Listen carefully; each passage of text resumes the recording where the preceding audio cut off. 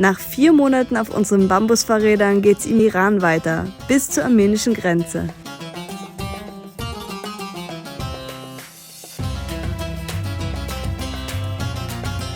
Im letzten Video sind wir bis zu diesem Salzsee gefahren und hier geht es heute weiter. Es hört sich irgendwie ein bisschen an wie Schnee. Pinker Schnee. Das ist ja mal eine coole Farbe. Überall diese kleinen pinken Inseln hier. So schön.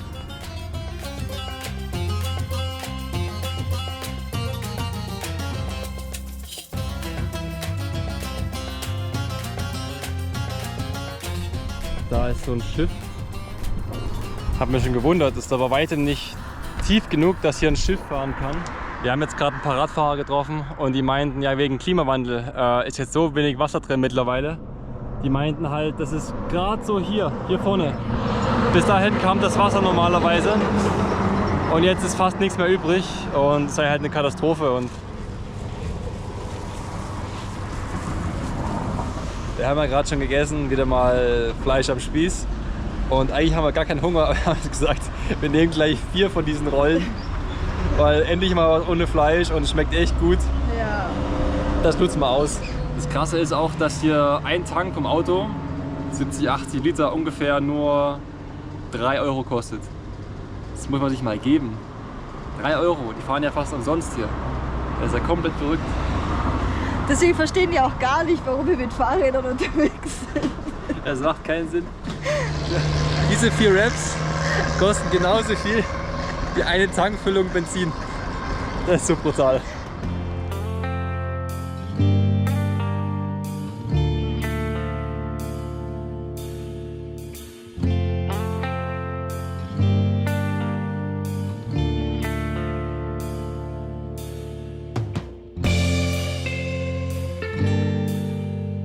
Wir sind hier unter so einem recht schönen Baum, der auch Schatten spendet, aber ich würde lieber in das Haus gehen. Keine Ahnung, was das mal war mit den 2 Essen, aber ja, da drin können wir uns richtig mal ausruhen. Mich nerven nur die 2 Polizisten, die hier blitzen. Das Iran ist das erste Land außerhalb von Deutschland, wo wir einen Blitzer sehen. Stimmt, ne? Ja. Also hätten wir auch nicht gedacht. Ist doch eigentlich ganz schnuckelig, oder? Ist es noch Benutzung, ist die Frage. Und was war das mal? Ah, hier ist irgendwas. Hier ist so ein Brennerofen oder was, aber ist zu tief. Da fehlt irgendwas, keine Ahnung. Aber ganz schön. Der See hier ist echt so ausgetrocknet. Und die Berge, die wir hier gerade umfahren haben, das war mal eine Insel, also das heißt Islands. Und durch den Klimawandel hat es das echt... So verrückt. So verrückt, das wird man gar nicht mehr denken, dass das hier ein See war. Ja.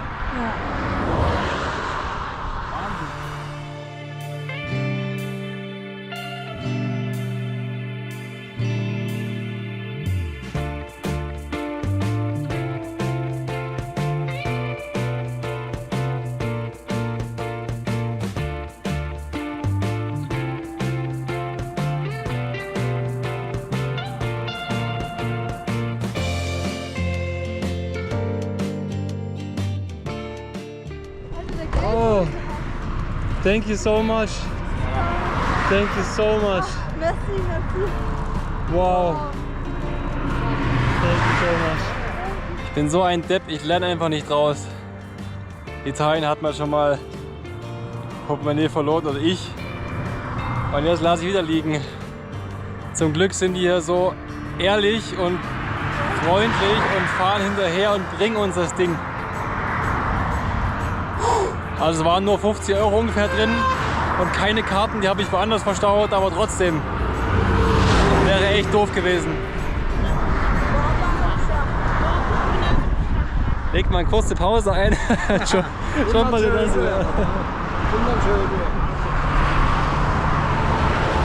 Boah, wir haben so einen brutalen Gegenwind.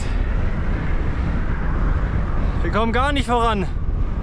Und es sind noch 10 Kilometer. Und es ist auch kein Baum in Sicht. Boah. Wir sind gerade echt in der Zwickmühle. Der Wind ist so stark, dass es eigentlich gar keinen Sinn hat, weiterzufahren, weil es einfach nur extrem viel Energie raubt. Aber hier gibt es nur offenes Feld und wir haben schon letzte Nacht kaum schlafen können wegen dem Wind. War so ein Sturm am Zelt. Nicht nochmal, nicht nochmal. Mist. Also es bringt echt nichts mehr, es ist einfach zu stark. Wir kommen da hinten nicht mehr an. Jetzt habe ich gerade gecheckt, ob man da drin schlafen kann. Und ich glaube es geht, ich glaube es geht wirklich. Ich habe mich gerade drin verkrochen und habe geguckt, ob es laut ist, wenn ein Auto kommt, aber anscheinend geht's. Unter der Straße schlafen.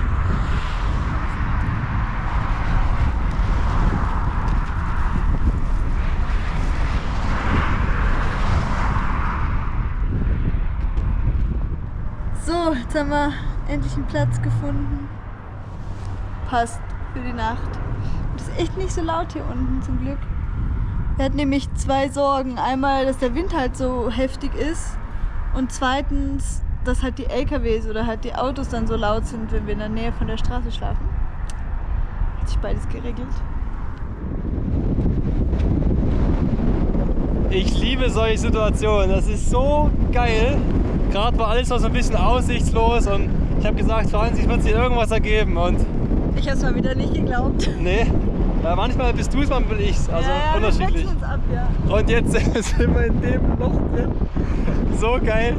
Es sieht vielleicht so richtig dumm aus gerade, als wäre das nichts Besonderes, aber es ist einfach fast still.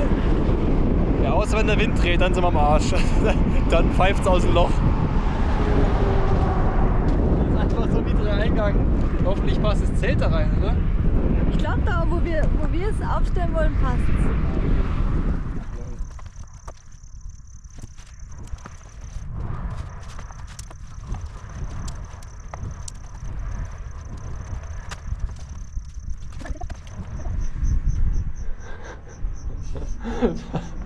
Das schaut schon ziemlich erbärmlich. Ich glaube, erbärmlich ist das richtige Wort dafür. Ach du Scheiße.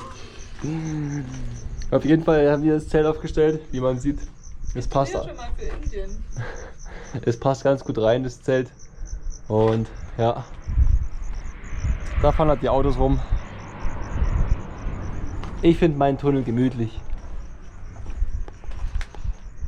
Ja. Die Nacht war aber richtig gut. Wir haben beide gut geschlafen, oder? Ja. Ich fühle mich wirklich gut erholt. Oh, die letzte Nacht war echt schlimm. Aber ja, super. Brücke schlafen, check. Müsst ihr auch mal ausprobieren.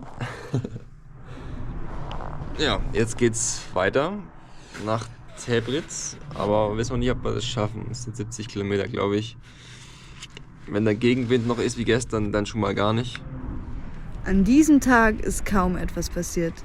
Die Straßen waren viel befahren und ziemlich langweilig. Aber hey, solche Tage gibt's eben auch. Guten Morgen aus Teplitz. Ja, wir sind gerade losgestartet nach 2 Nächten Pause. Ist eigentlich voll schade, dass wir jetzt Teplitz, das ist eine ziemlich große Stadt, nicht angeschaut haben, aber wir sind beide nicht so die Stadtmenschen. irgendwie. Stadtmenschen. So große Städte, so wichtige Städte, sage ich jetzt mal, schauen wir uns dann schon an. Ja, So als Pflichtprogramm. ja. Ich glaube, Teheran, Isfahan, Shiraz ist echt wunderschön zum Ja, Anschauen. haben uns auch so viele empfohlen. Ja, aber jetzt Teplitz haben wir jetzt nicht so die Highlights entdeckt und Ja. Leider werden wir aber in die Städte nicht mehr kommen, weil wir jetzt uns direkt auf den Weg nach Armenien machen. so schade, ne? Weil Iran. Voll. Also wir haben uns ja so auf den Iran gefreut und ja, auch eine längere Zeit da zu bleiben. Aber es hat sich jetzt ergeben, dass ja, in Armenien vielleicht das China-Visum klappt und Also wenn wirklich mit dem China-Visum klappt, dann ist es einfach so ein großer Mehrwert, dass wir ja, da diese Pamir und Karakum Highway fahren können. Das wäre unglaublich.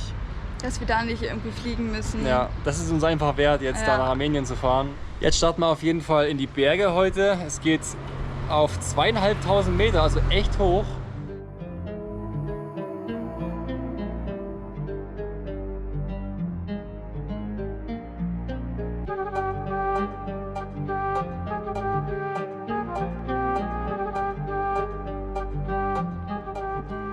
keine Ahnung, wo wir jetzt hier gelandet sind. Aber es ist leider eine Sackgasse. Wir zeigen euch jetzt mal diese komischen Hobbithäuser da. Was ist das? Das muss doch mal irgendwie ein Fanort gewesen sein. Ja. Aber ich glaube, da ist schon länger nicht mehr in Betrieb. Klopf mal. Ja. Oh, da oben ist noch eins. Da, glaube ich, war so ein Fenster eingeschlagen. Was für komische Dinger.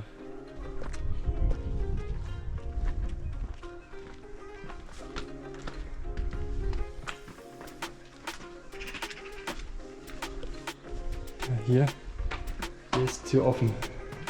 Boah, Wow. krass ist das. Ist das der Schlafsaal? Ja, glaube ich, ja. Das ist Zimmer. Hey, eine Dampfsauna oder was? Badezimmer. Ach, Badezimmer, macht Sinn. Sollte es werden? Sieht man hier was? Nee. Nee. What? Das war wohl mal die Küche oder so. Schade, dass wir erst 20 Kilometer gemacht haben, sonst würde ich jetzt hier bleiben und hier übernachten. Das ist ja wohl das. Das wäre geil. Da unten sind die komischen Hobbithäuschen, aber jetzt haben wir einen anderen Weg gefunden. Oh Mist, ey, die Landschaft ist so schön, aber wir sind hier gefangen, ist alles eingezäunt. Deswegen kommen wir gerade nicht weiter. Wir müssen jetzt den ganzen Weg zurück zur Hauptstraße. Oh Mann, den ganzen Weg zurück. Wir sind dann aber in dieser Bäckerei gelandet, die ihr Brot auf heißen Kieseln bäckt. Und wir haben uns schon manchmal gefragt, warum bei uns am Brot ab und zu mal Steine kleben. Ja, wir wollten euch mal 3 Sachen sagen. Boah, ich kann mit der Hand nicht 3 zeigen. Auf der Flasche steht hier 1402 drauf. Also im islamischen Bereich sind die Jahreszahlen anders. Ne? Das ist uns erst letztens aufgefallen, dass so auf der Butter oder auf der Wasserflasche steht und sowas. Wir leben hier im Jahre 1401. Das ist irgendwie seltsam, ne? Das ist ganz komisch. So ein Zeitreise. Auch ist das Wochenende hier ja Donnerstag, Freitag, ne? Ja, das ist so verwirrend. Überall auf der Welt dachte ich, es ist eigentlich Samstag, Sonntag, Wochenende, wenn es das gibt. Und hier ist halt Donnerstag und Freitag. Ne? Und macht ja schon Sinn, weil Sonntag ja ist schon christlich. Und was auch echt sehr auffällig ist, wir haben ja mit dem Salzsee Kurdistan verlassen. Ja. Und wir bekommen hier viel weniger Einladungen. Ne? Ja. Also viel weniger. Sage ich jetzt so, wir kriegen am Tag immer noch 3 Einladungen, aber die Menschen sind auch Super, sehr herzlich. Super nett. Aber man merkt's. Es ist nicht so intensiv auf jeden Ja. Fall. Also man wird nicht wirklich fast gezwungen. Ja. Nach 3 Wochen Kurdistan würde ich sagen, ist es eigentlich so ein bisschen schöner. Ne? Ja. Dass die Leute, wenn man sagt, hey, ich habe jetzt gerade keine Zeit, wir müssen leider weiter, aber vielen Dank, dann sagen die, okay, alles klar. Ja. Und bohren nicht noch 10-mal nach.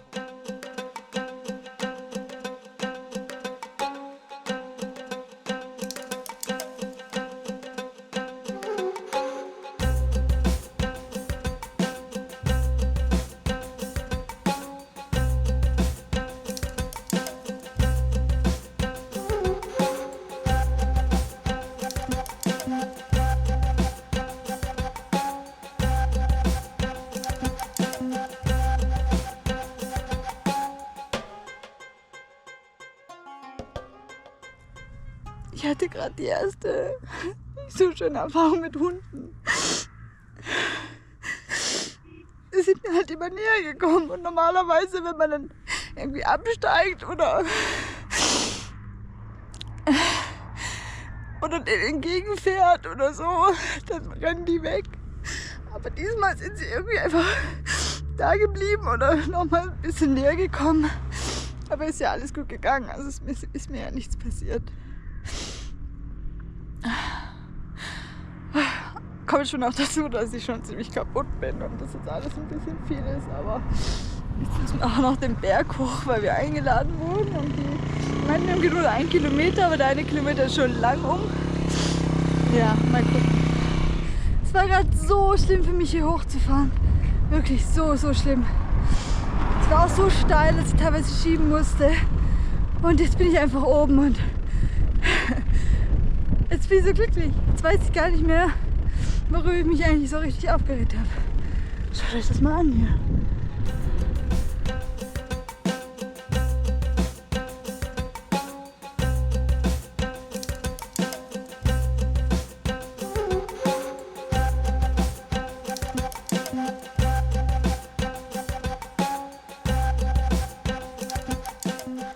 Wir sind jetzt gerade eine richtig wilde Straße hinterhergefahren, wurden jetzt gerade zu einer Schale Obst eingeladen und wir haben hier einen Obstgarten. Hello, thank you very much. Thank you. You're welcome in the late event. Thank you. Ja, das ist jetzt ein bisschen seltsam gewesen Ja. eigentlich, weil wir wollten eigentlich oben auf dem Berg vielleicht schlafen oder sowas und hat er gemeint, hier kommt so in meinen Garten und sowas und ja, jetzt schlagen wir hier irgendwo das Zelt auf, denke ich mal und Ja, die Straße ging halt jetzt voll steil runter Ja, jetzt bis sind wir zum wieder- Fluss und jetzt- jetzt ist man das morgen alles wieder jetzt sind wir wieder am Fluss runtergefahren, jetzt müssen wir morgen wieder hoch und ja gut. Und die goldene Regel, es bleibt nicht bei ein paar Personen, es kommen immer noch ein paar dazu. Men dan går jag toch initiëren. Mycket just.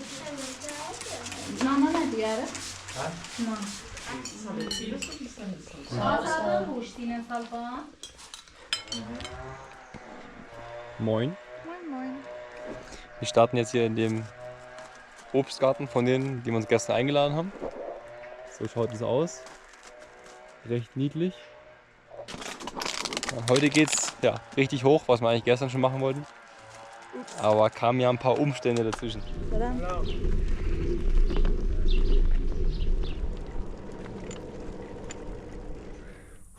Es ist 8:30. Arme glänzen. Wir haben festgestellt, dass wir über diesen Pass da hoch müssen, über diesen Berg. Kommen gerade ein bisschen die Gefühle hoch vom Irak. Es ist echt wirklich viel zu heiß.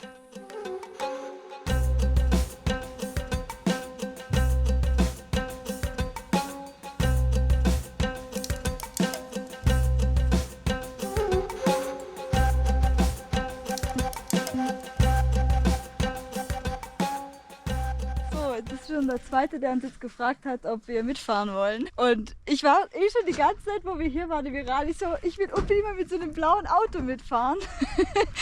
Und jetzt habe ich den Hans überredet, dass wir das Angebot annehmen. Er wollte es nämlich nicht machen. Ein bisschen schummeln ist es schon. Ja, ein bisschen schummeln ist es schon, aber ich wollte es machen. Wir machen das jetzt.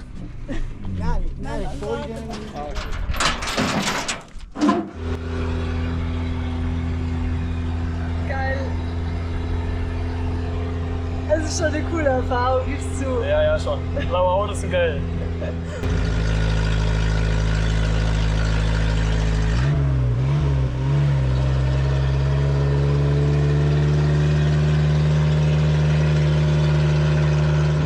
Zieh, blaues Auto, zieh!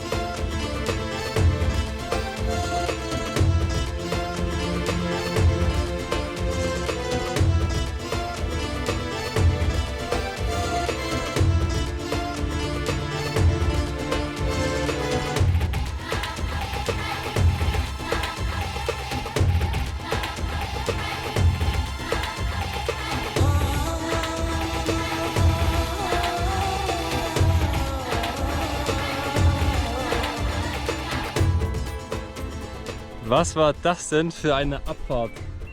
Krass, ey. Ja. Krass. Also geht ja mehr oder weniger jetzt weiter bis zur armenischen Grenze. Gibt nur noch ein paar Hügel dazwischen, aber tendenziell immer bergab. Und da sieht man hier richtig, wie es grün ist. Ne? Also in 2500 Meter hier ist alles grün und in diese Richtung wird wieder alles gelb. Es geht so schnell hier.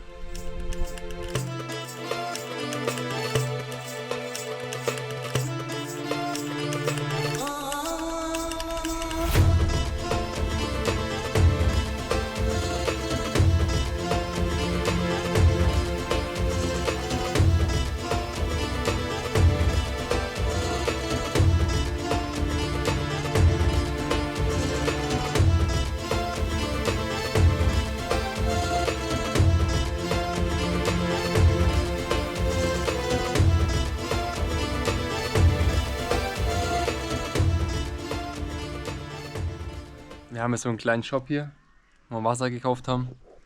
Und ja, die Verhältnisse hier, ne?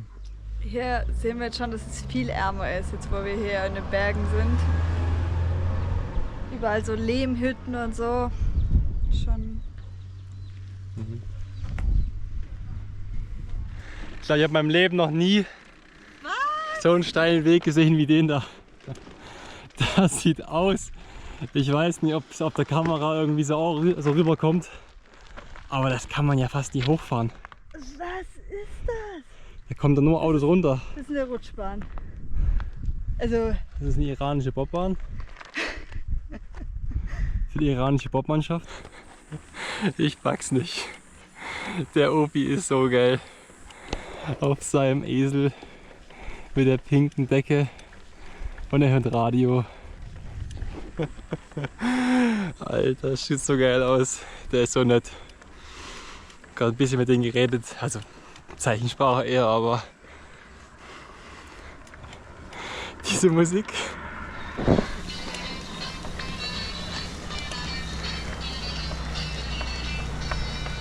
Da kommt der nächste grasbeladene.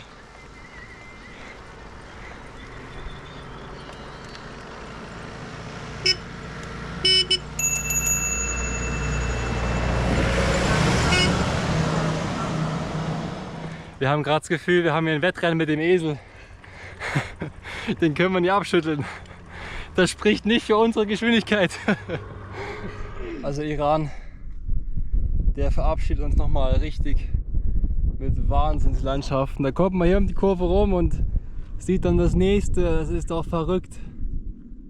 Unglaublich. Und du dachtest, nur in Südtirol gibt es Berge. ja.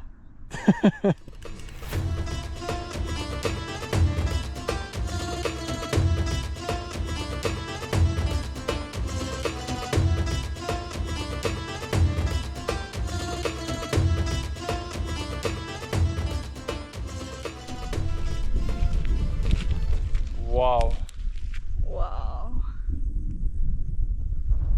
Nach jeder Kurve, nach jeder einzelnen Kurve denken wir, Es kann doch es nicht kann noch nicht schöner werden. Ja, Ne? echt. Aber dann kommt sowas. Das waren die letzten Körner jetzt hier. Diesen Trampelpfad hier hoch.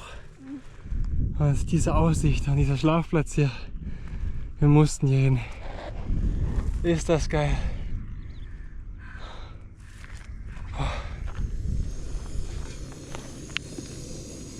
Uns gibt es jetzt noch ein paar rote Linsen und machen wir noch ein paar Nudeln rein, haben wir ja schon ein paar Mal gemacht.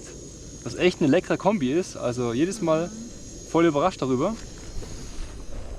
Was ist das für ein geiler Schlafplatz, hey. Da haben wir was richtig Gutes gefunden zum Abschluss vom Iran.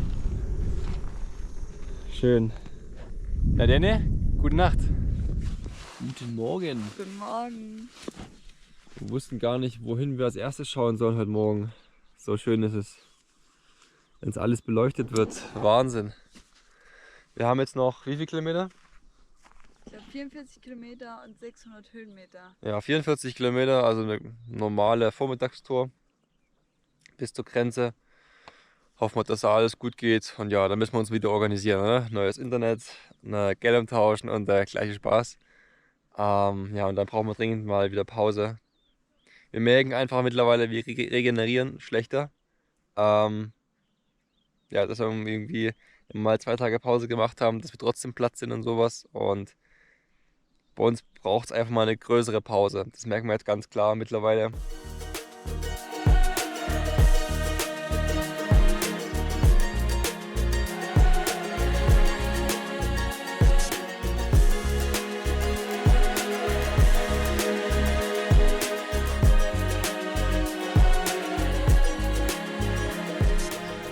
In den letzten Tagen hatten wir immer ein bisschen Probleme mit Essen finden. Also die ganzen kleinen Shops haben erstens am Morgen nicht auf und zweitens haben die halt nur so Chips, Kekse und sowas, so, was keine Energie gibt, ne, und halt ungesund ist. Und ja, zu unserem Erstaunen gibt es jetzt hier so einen kleinen Frühstücksladen, wo man halt Eier und Brötchen bekommt, also Eier und das Brot bekommt. Das ist auf jeden Fall hier eine Seltenheit. Sind wir jetzt sehr froh, dass wir ein bisschen Energie bekommen. Unsere Essensreserven sind halt vollkommen aufgebraucht. Wir freuen uns jetzt in einer kleinen Stadt in Armenien wieder einiges aufzufüllen. Ja.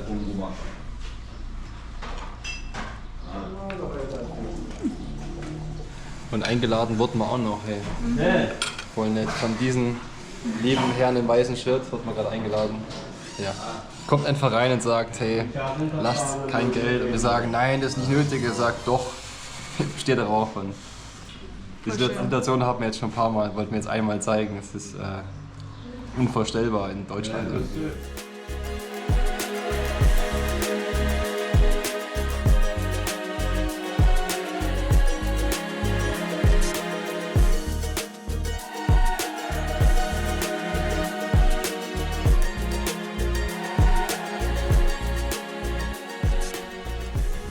Boah, guck mal, wie es da hinten weitergeht. Boah. Boah, also die Strecke jetzt nach Armenien, die letzten 2-3 Tage, also das ist glaube ich echt die schönste Strecke, die wir hatten, oder? Ja. Boah, Es ist für uns fehlen wirklich die Superlative. Es ist so schön. Da unten, diese Stadt, das müsste eigentlich schon Armenien sein. ja, und ob wir es halt über die Grenze geschafft haben und die Zeit in Armenien, das seht ihr dann im nächsten Video. Wir lesen wirklich immer sehr gerne, was ihr schreibt und ich glaube, wir haben eine tolle kleine Community und das ist echt Freut uns uns ganz sehr. viel wert. Ja. Vielen Dank für eure lieben Worte und ja, bis bald. Ciao, Bis ciao. bald. Ciao, ciao. Juhu, auf nach Armenien!